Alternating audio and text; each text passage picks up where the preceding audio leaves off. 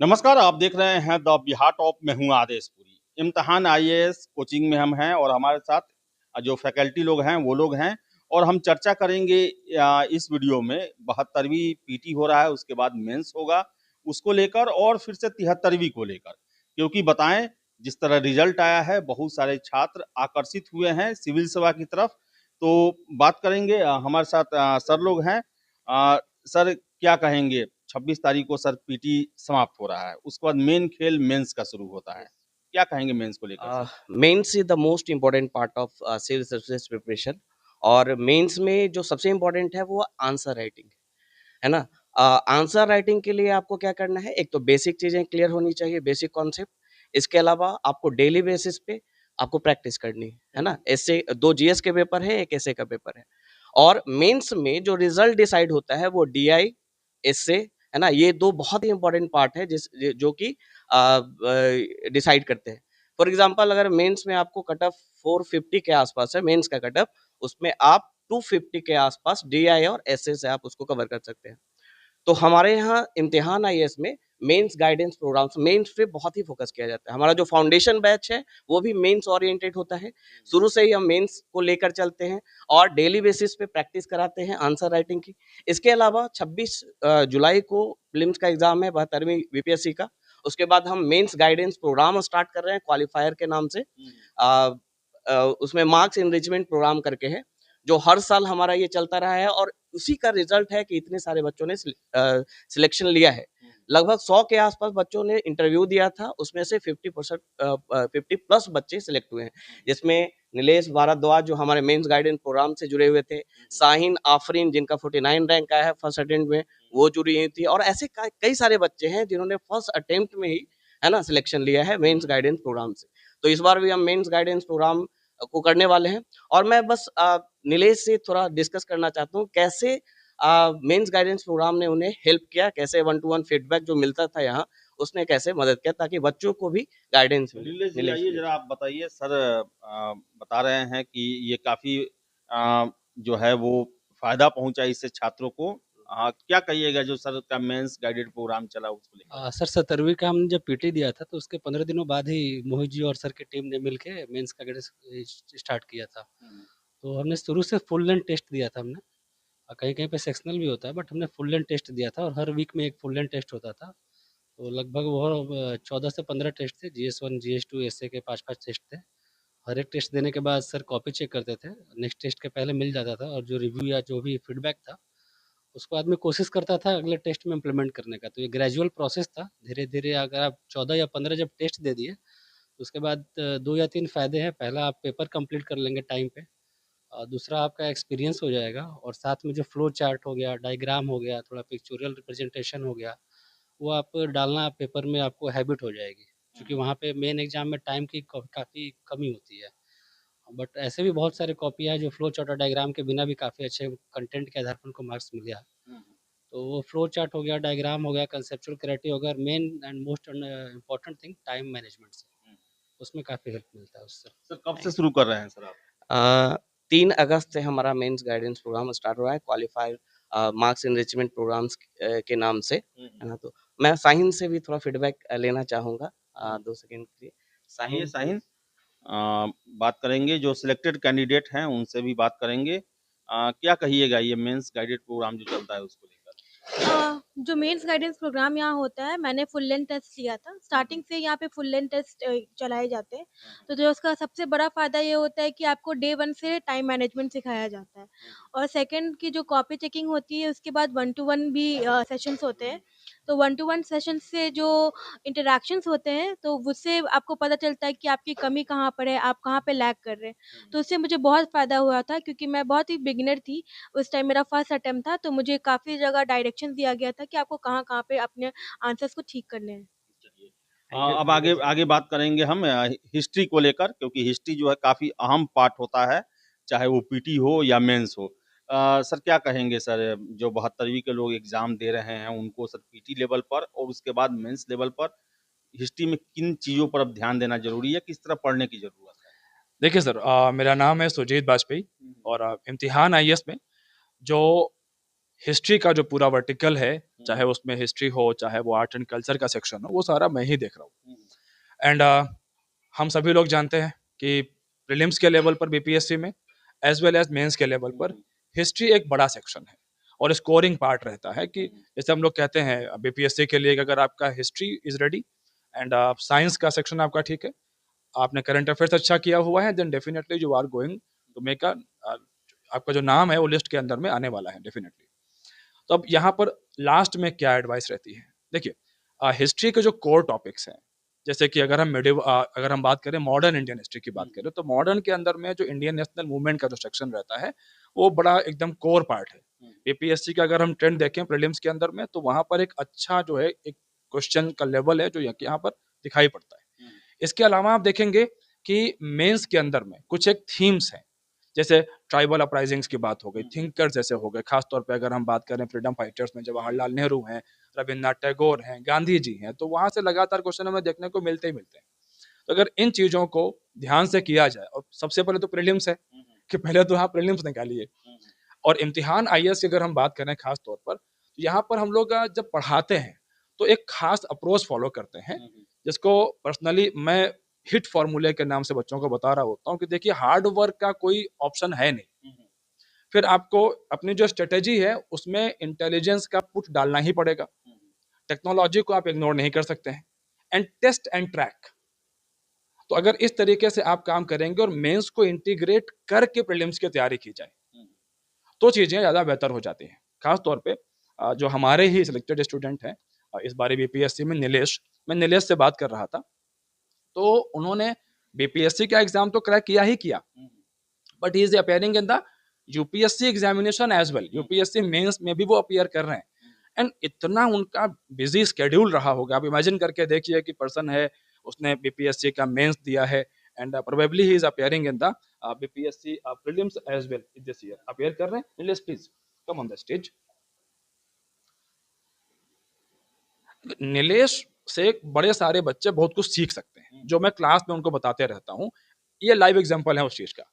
जैसे आपने बीपीएससी दिया, सिलेक्शन हुआ, अब यहाँ पर जैसे इस साल जब यूपीएससी का एग्जाम हुआ तो ये कहा गया कि बहुत टफ एग्जाम है, नो डाउट एग्जाम टफ था, लेंदी भी था, बट बीपीएससी एग्जाम के साथ साथ में भी इन्होंने यूपीएससी 2026 का प्रीलिम्स क्लियर कर लिया and is appearing in the mains examination. तो बीपीएससी इज द बिगिनिंग, शुरुआत है एक अच्छे करियर की, जहां से आगे आप यूपीएससी में भी जा सकते हैं। एंड मैं बच्चों को हमेशा एक बात बोलता हूँ कि अगर आप एक बड़े एग्जाम की तैयारी करते हैं लाइक यूपीएससी की, तो बीपीएससी जो स्टेट के जो पीसीएस हैं वो छोटे भाई बहन है एक तरीके से यूपीएससी के, राइट। तो ये एग्जाम निकालना एक हद तक आपके लिए इजी हो जाता है और आपके लिए और भी कई सारे गेटवेज ओपन हो जाते हैं।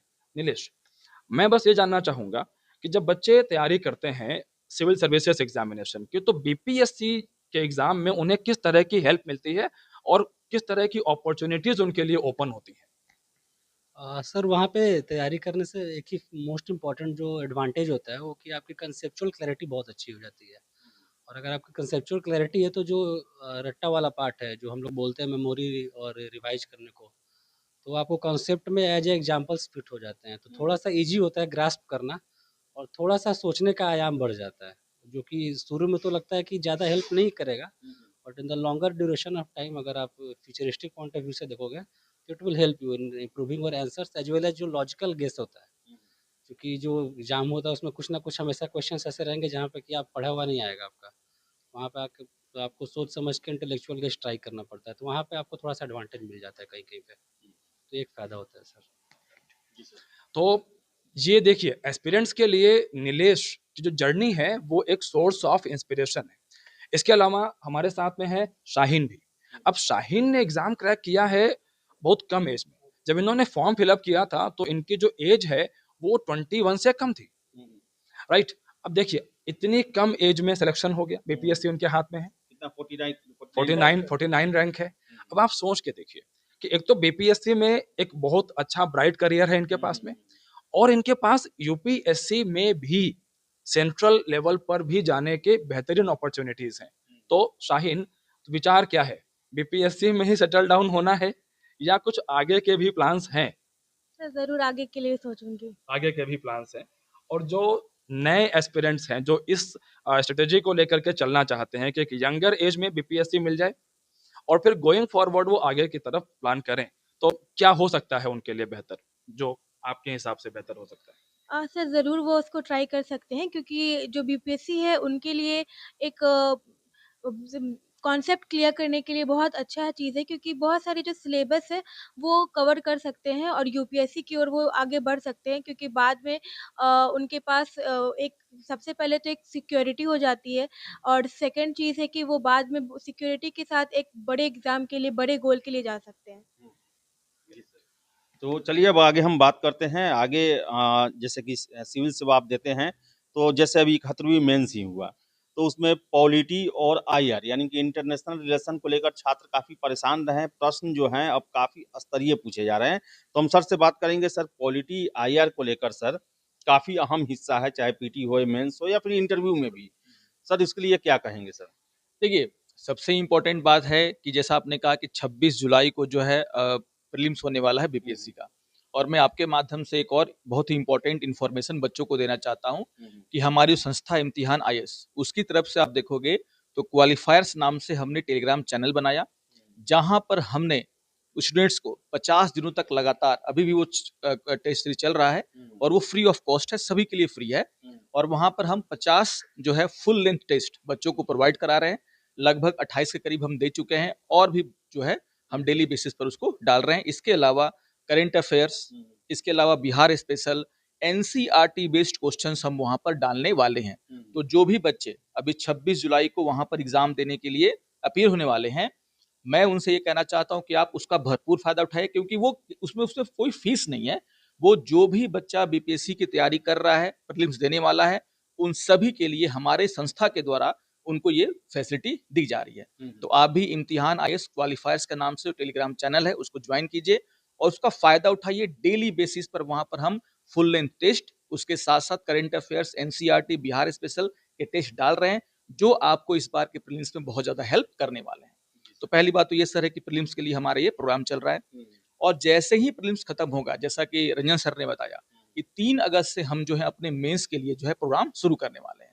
और मेंस प्रोग्राम का हमने जो स्ट्रक्चर बनाया है वो काफी सोच समझ करके और पिछले पैटर्न को ध्यान में रखते हुए बनाया है। जैसा कि आपने कहा कि जो आईआर का पोर्शन है, जो पॉलिटी का पोर्शन है, वो कभी कभी क्या है, कभी टफ क्वेश्चन पूछ करके बच्चों को परेशान किया जाता है। जनरली लोग ये मान के चलते हैं कि बीपीएससी में आईआर के क्वेश्चन नहीं आते, लेकिन देखिए हमारे पढ़ाने का स्टाइल, हम जो अपनी संस्था में, जैसा कि मैं पॉलिटी और आईआर गवर्नेंस तीनों पढ़ाता हूँ, और मैं यूपीएससी को भी पढ़ाता हूँ और बीपीएससी को भी पढ़ाता हूँ। तो हमारा जो अप्रोच बीपीएससी के बैच में रहता है वो यही रहता है कि हम उनको थोड़ा सा out of the box knowledge भी दें।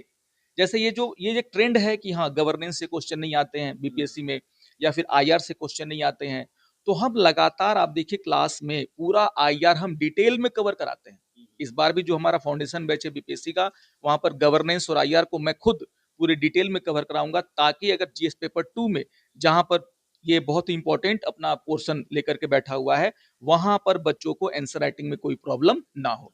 तो जो हमारा आपका देखिएगा मेंस का जो प्रोग्राम है वो काफी स्ट्रक्चर्ड है, काफी जो हमारे एक्सपीरियंस फैकल्टीज हैं उनके द्वारा वहां पर क्लासेस भी ली जाएंगी। क्वेश्चंस के जो आंसर राइटिंग का क्या पैटर्न होना चाहिए उस पर हम लोग डिस्कस करेंगे, जिससे कि बच्चों को बहुत ही ज्यादा फायदा होने वाला है। चलिए सर, अब आगे बात करते हैं एसए को लेकर, और साथ ही साथ आपसे मेरा सर प्रश्न हिंदी माध्यम को लेकर भी रहेगा। सर, एसए काफ़ी महत्वपूर्ण सेगमेंट है, 300 नंबर का होता है और कई तरह के एसए पूछे जाते हैं। सर, तैयारी में सर किन किन चीज़ों का ध्यान रखना चाहिए और आप लोगों की क्या सर रणनीति रहती है इसको लेकर? ऐसे जो है बीपीएससी के लिए डिसाइडर भी है और टाई ब्रेकर भी है, ठीक है, तो बहुत इम्पोर्टेंट है। सबसे पहले ऐसे के लिए सब विषय की जानकारी होनी चाहिए, खासकर बिहार के लिए जो तीसरा सेक्शन है, तीसरा सेक्शन जो है बच्चों को समझने में बड़ा दिक्कत है, और लोग पढ़ाते भी हैं जिनको खटिया नहीं मालूम है, लोढ़ा नहीं मालूम है, कूटना नहीं मालूम है, पिसना, वो भी ऐसे पढ़ा रहे हैं। यहाँ पे खासकर उन शब्दों से उनको अवगत कराया जाता है, उनका एकदम सीक्वेंस वाइज कैसे लिखा जाता है, उसका एक्चुअल अर्थ क्या है, उसको मेटाफोर में कैसे यूज किया गया है, ऐसे को किस तरह से आकार दिया जाता है, उसका निष्कर्ष क्या दिया जाता है, वो सब सिखाया जाता है। हिंदी माध्यम का जहाँ तक बात है, तो मीडियम मायने नहीं रखता है। हम लोग के यहाँ हिंदी माध्यम से भी बच्चे सेलेक्ट हुए हैं, हालांकि इस बार बीपीएससी में कम हुए हैं, पर कंटेंट अच्छा रहे, प्रेजेंटेशन अच्छा रहे, तो हिंदी माध्यम हो या इंग्लिश माध्यम वो बहुत मायने नहीं रखता है। जी सर। और सर ऐसे में सर और क्या कहेंगे जो छात्र जो हैं, मनीष सर आप तो रणनीति हाँ। सिखाते हैं, लेकिन उसके लिए सर कंटेंट भी होना हाँ, चाहिए। उसके लिए सर कैसे खुद से भी हाँ, क्या खुद प्रिपरेशन करें खुद वो? से पहले तो एडिटोरियल उनको पढ़ना चाहिए, ठीक है? उसके बाद योजना, कुरुक्षेत्र, डिफरेंट रिपोर्ट, कुछ कोट्स, कुछ लिटरेचर पढ़ना चाहिए। साथ में जो विषय है, उन विषय का भी जानकारी, क्योंकि सारे विषय का उपयोग ऐसे में होता है, हिस्ट्री हो, पॉलिटी हो, इकोनॉमिक्स हो, ज्योग्राफी हो, उनको पढ़ना चाहिए। साथ में जो है थोड़ा-सा दर्शन पढ़ना चाहिए, साहित्य पढ़ना चाहिए। दर्शन में सर किनका ज़्यादा ध्यान देने की ज़रूरत है सर? इंडियन, खासकर गांधी का, बुद्ध का, कबीर का, इंडियन फिलॉसफी, वेस्टर्न फिलॉसफी सबको देखना पड़ेगा। जी सर। ठीक। तो चलिए सर, तो बता दें इम्तिहान आईएएस के जो फैकल्टी हैं उनसे हमने बात की और सारा चीज़ पीटी से लेकर मेंस तक, और आपको बता दें कि मेंस ही अहम एग्ज़ाम होता है। मेंस में ही आप जो परफॉर्मेंस करते हैं वही आपका सीट पक्का करता है। इंटरव्यू के अंक जो है आपके मनचाहे पद को पक्का करते हैं। लेकिन मेंस अगर आपका अच्छा रहा तो आप इतना जान लें कि आपका सीट पक्का हो जाता है। तो सर ने बताया, हर एक चीज़ बताया सभी सर ने। तो ज़रूर आप उनके बताए हुए जो रणनीति है उसको पालन करें और जुड़ भी सकते हैं इम्तिहान आईएएस से। यहाँ पर आकर देख सकते हैं कि क्या इनका तरीका है, क्योंकि बहुत सारे छात्र बता रहे हैं कि काफ़ी फ़ायदा हुआ है इससे।